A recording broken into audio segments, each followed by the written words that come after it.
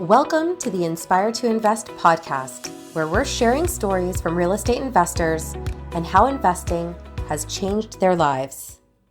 This episode of Inspire to Invest has been brought to you by the Canadian Real Estate Women Association, also known as CREWA. Hey everybody, welcome to the Inspire to Invest podcast. I have Tiffany Dawson here with me today. She also goes by Tiffany the Lender, and she began walking in her purpose as a senior loan officer with New Leaf Funding in Irvine, California. She loves sharing her personal experience as a real estate investor, as well as her professional experience as a mortgage agent to help families achieve generational wealth through home ownership. Her purpose in life is sharing the importance of financial literacy and wealth building with anyone that she encounters, as she wants us all to enjoy financial freedom. So that inspires me. So thank you so much for being part of the show today, Tiffany. How are you? Good. Thank you so much for having me. Awesome. So I guess just to get started, obviously in your bio, you do allude to being a real estate investor. Can you shed some light on the kinds of real estate investments that you've been part of?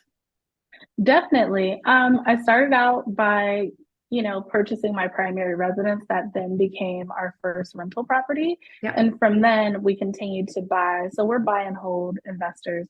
Yeah. So we bought properties and put long-term tenants in there. We did have one property that was a short-term rental up in a vacation area, Yeah. which has since, been taken down from the short-term rental site and just used for our family's vacations. But Nice. yeah, that's pretty much the realm that we're in. I do want to look into fix and flips and things like that, but we aren't quite there yet.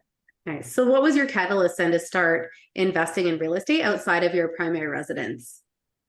Definitely knew it was something that I wanted to get into, especially since 90% of most folks' wealth comes from real estate. So I knew it was something that I wanted to explore and also build upon, so that way in our older days, or whenever I decide to call it quits on lending or whatever role I'm in at the time, I wanted to be able to have that income coming in, knowing that it will continue to appreciate and give me the flexibility to be with my daughter. That was the biggest thing.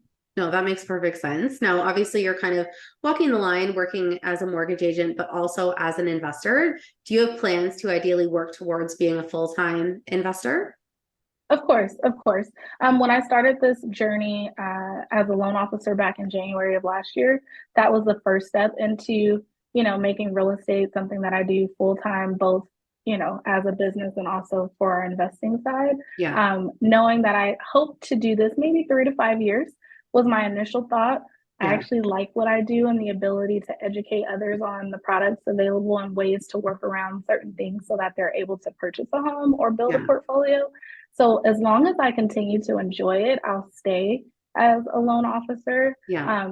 But eventually, I really feel strongly about building a portfolio and continuing to add doors, so that passive income that comes in every month will, be our retirement essentially. Yeah. Yeah. No, that makes perfect sense. And I think for a lot of people out there, there's a lot of jobs nowadays that don't necessarily come with a retirement plan, or even just to combat inflation. I think the average job is not cutting it. So I think it's both of those things that really make real estate investing so important, and just something for anyone to consider outside of just your traditional like mutual funds and stocks and things that may be considered a little bit more mainstream. Yeah, definitely good to diversify. I've looked at a couple articles lately on large corporations that have folded or filed bankruptcy, and that impacted their workforce that may have committed, 20, 30 years to them, thinking that they had money coming in their retirement days. And unfortunately, that was taken away. Yeah. So for me, I wanted to be able to control it no matter what happens in the market. Rent typically doesn't go on sale. Yes, maybe you'll knock a couple $100s off or something like that. But in the grand scheme of things, if your property is paid for and that tenant's paying you $1,000, $2,000, $3,000, $4,000 a month, that's your money that you control. So yeah, no, that's significant. Now, is your portfolio primarily centered in California, or have you ventured out as well? So right now I have 100% of my properties in California. With the way that the market has shifted, obviously cash flow is a little tough to get in this market because we have really high price points and our interest rates are also high. So that's eating away at the potential cash flow. So now Midwest is usually where most folks are talking about investing. I personally have not taken the leap to go out of state as of now. Yeah. I've just kind of changed my strategies and looked more for seller finance type opportunities that would have lower interest rates and still allow me to purchase locally. I'm hands-on. So Yeah, no, that makes sense. So are you managing all of your rental properties yourself at this point yes, in time? Yeah. yes. Yeah, I know that can So come that with makes its it fair share of hard. challenges. Yeah, but that makes it hard to try to venture out into the Midwest. Like right now, I can drive to any of my properties. I do everything from selecting them, controlling the rehab Yeah. or additions that we do, listing the properties, vetting the tenants, putting them in. And usually it's not that big of a deal. A Yeah. lot of people are like, oh, wow, you actually self manage. And I'm like, well, yeah, because they're mine, they're my babies, right? Yeah. It's not the same as hiring someone else to do it for you.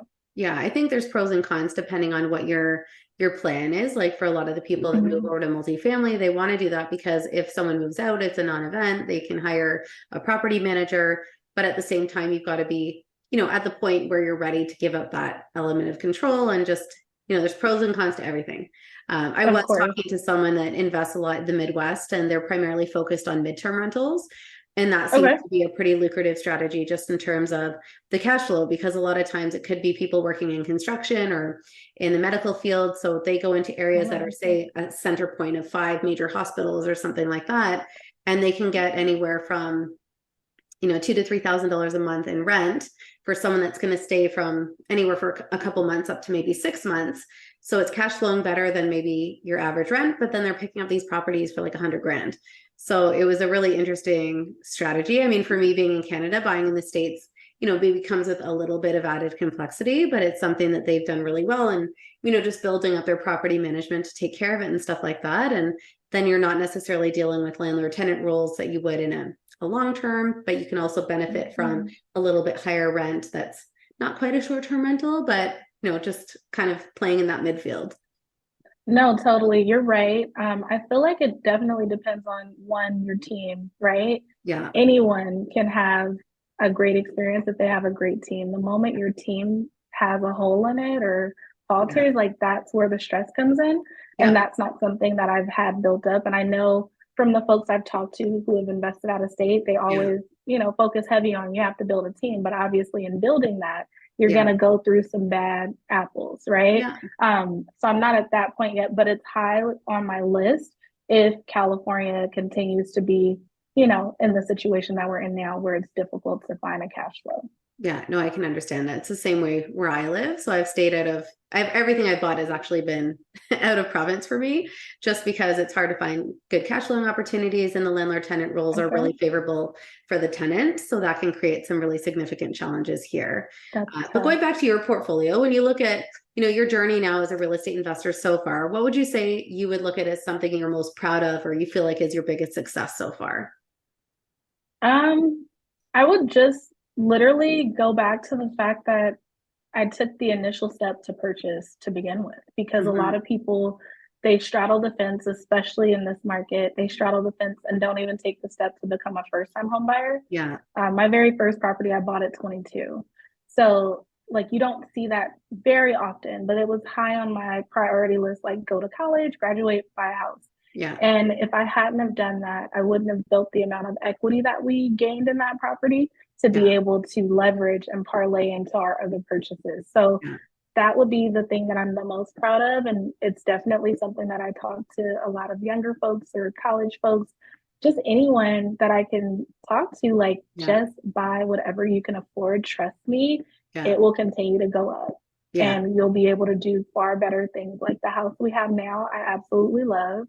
And I don't know that I would have had this house had I not started with all the other ones. Yeah, no, I think that makes perfect sense. That was really high on my priority list once I started working as well. So I completely relate to that. Now, you talked about seller financing. So for anyone that's looking to get in the market that maybe can't qualify for their own financing or doesn't have a big down payment, can you talk a little bit more about how that works and how you've actually found people that are willing to do that for you? It's so funny because I had a couple opportunities come up last week. I work with a number of wholesalers, and of course, you have to find the wholesalers that are going to work well Hmm. with your style. But I've been fortunate to run into a few. So those opportunities presented themselves where the properties were paid off.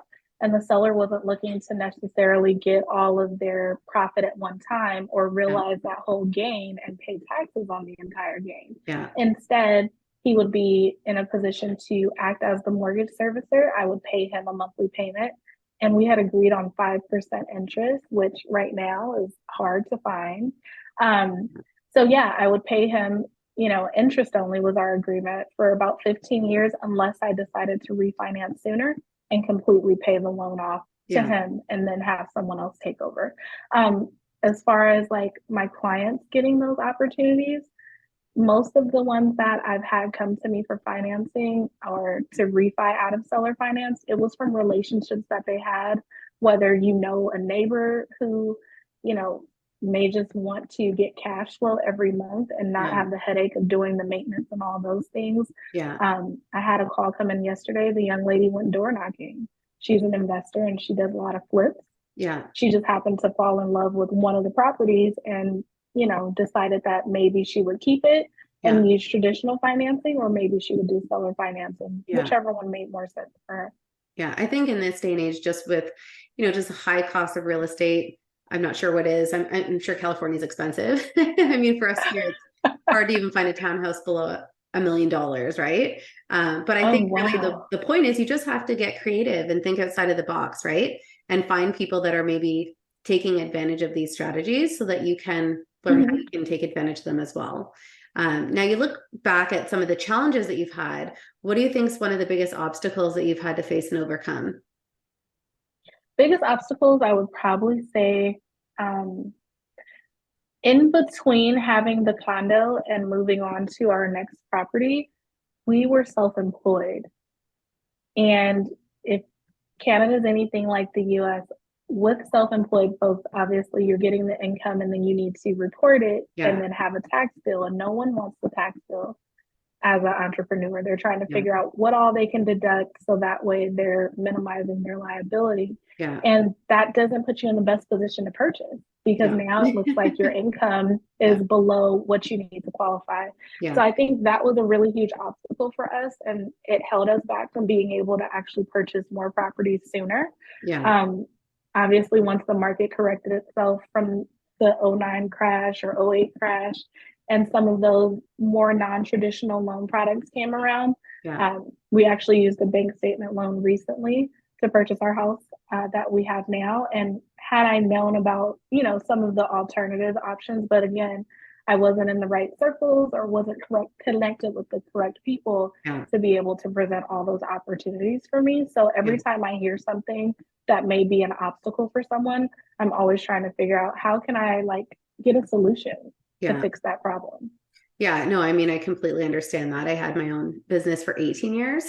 So when I bought my very first home in 2007, I guess it was, I had a blended income for 1 year, and they would only look at one source of income. So even though the income was stable for a few years, they looked at it like the income went from here to here, from 1 year to the next. And, they perceived me as higher risk. So that was some challenges. And then even 4 years later, when we moved, they wanted 30% down instead of 20% down just because I was self-employed. And I was like, well, that doesn't make any sense. And I needed the money liquid for renovation. So I ended up going the route of a traditional bank. And I had a friend there that was able to, work her magic and make it happen, because the other broker was, trying to get me to put up a lot more. So it's hard enough being an entrepreneur. I don't know why they make it so much harder.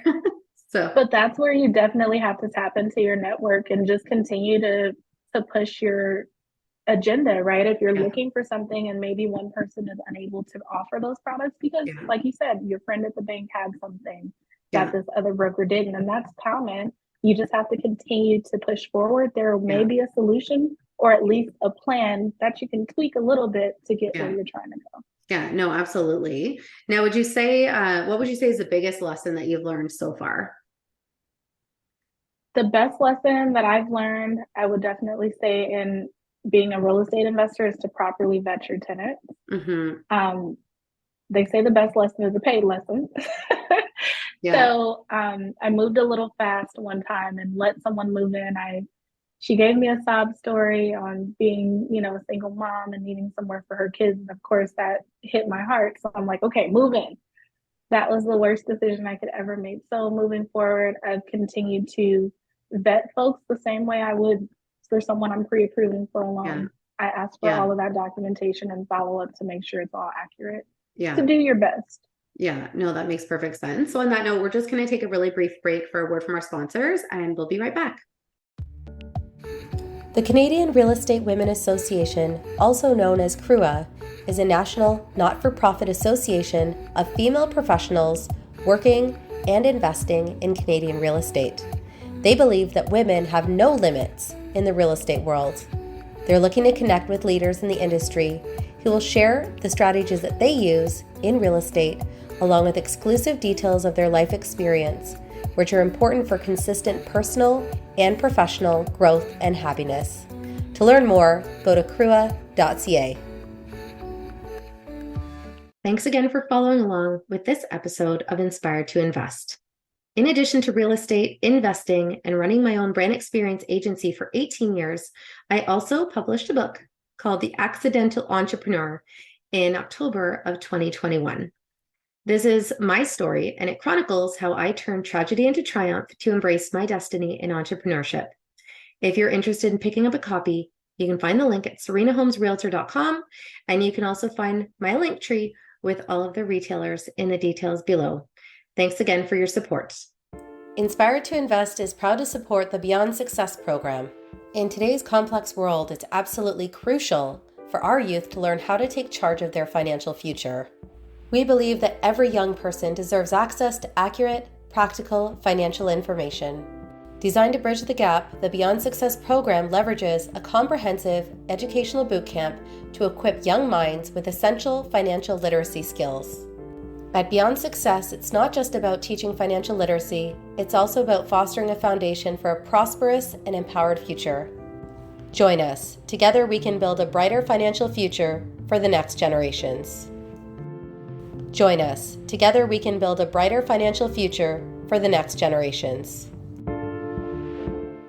Hi, everyone. Welcome back to the Inspired to Invest podcast. I have Tiffany Dawson here. She's talking about her experience as a real estate investor and also as a mortgage agent, helping people understand the value of real estate so that they can create that long-term generational wealth. And we've been talking about successes and challenges and lessons. And I guess one thing that I want to know is, what would be the craziest thing that's happened to you so far as a real estate investor?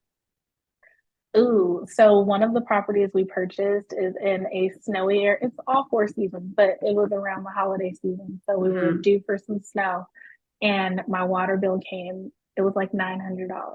Wow. The house is this big. Yeah. So I was like, what is going on here? We had just closed maybe a couple months prior, but we had a main water leak. And I tried my hardest to get that repaired sooner than later. But unfortunately, everyone on the mountain was like, absolutely not. It's snowing. Call us in the spring. Oh, no. So I had to like beg the water company not to cut it off because they were concerned about water waste, and waited for about 4 months until the spring arrived for them to replace it. But that was just crazy. Like, you hear of things happening as soon as you buy, but I had never had that experience before. And I was just like, okay.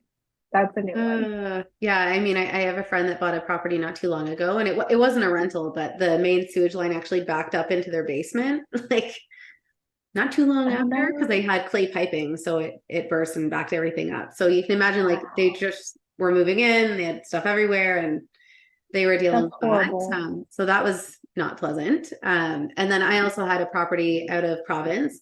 And like we were talking about, like, it was a really big bill that came in, but for electricity. And at this point, I'd had the property for a few years, and it went from, I'd say the average electricity bill was like $150. And it went from 150 to like 700, 1100, 1500. And month over month, it kept going up. Electricity. And I said to the property manager, like, you have to go in. Like, this makes no sense. Like, this isn't an incremental increase. This is like huge increases. Like, do they have a grow up? Like, what is happening? Yeah, that's definitely what it sounded like. Yeah, that's a good thing. So they actually ended up going in, and it turned out that they put a big space heater in the garage because the temperatures get so cold in Edmonton. They were worried about their cars not starting in the morning because of the batteries dying. So, space heaters obviously use a tremendous amount of electricity. So it just kept on significantly impacting the bill. So they got it resolved. They ended up paying the difference and stuff like that, because that was, at the time that was only cash flow maybe $300 or $400 a month. So an electricity bill of that size was not happening. So, but at No, the that's time, it took 3 months horrible. for the property manager to go in and check it out. So, going back to your point about teams, I think that's obviously so important. Now, I guess to this point, have you had any experience with like coaching or mentors to guide you through your experiences as a real estate investor? Yeah, so one of my really good friends from high school actually was an investor prior to me becoming one. And she kind of showed me everything that she did and just how she had built her portfolio and encouraged me to just be coachable and follow along on the journey and just Yeah. trust her guidance. Obviously, researching on my own and making sure it made sense, but just at the point where I was really scared and like ready to go, but still wanting to like hold back just a little. She Yeah. gave me that nudge and I followed the plan, and like literally my income is 6 times more from the rentals that I have now compared to Yeah. what I had when I started. Yeah. No, that's smart. What would you say is the best advice that you've received so far? Best advice is just to continue to buy in any market because we know that the appreciation will continue to occur. Interest Yeah. rates are going to do what they do, right? They're going to go up and down.